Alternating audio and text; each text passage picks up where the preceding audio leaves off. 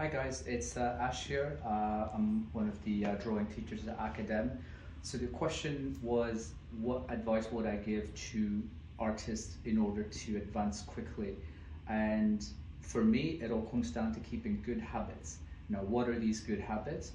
I always encourage the students to develop a plan when they start. So they find the highest point, the lowest point, and then they use a line of reference and they choose the furthest point on one side and the furthest point on the other. This will help them determine the height and the width of what they're drawing.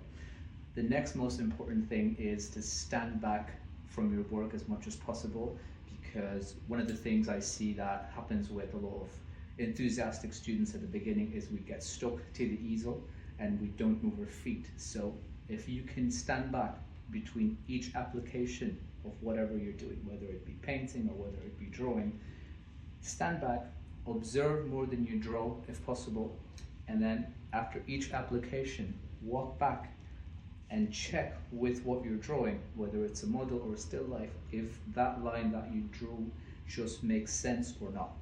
And lastly, the other important thing to do is to just practice as much as possible in volume. So practice at home when you can. Use old master works as great examples. You want to work in whatever medium you like. I would recommend just studying them with pencil or charcoal as much as you can. Learn how they constructed forms, how they handle values, and try to reproduce them as faithfully as possible, like almost without any differences in them. This way you train your eye to observe better.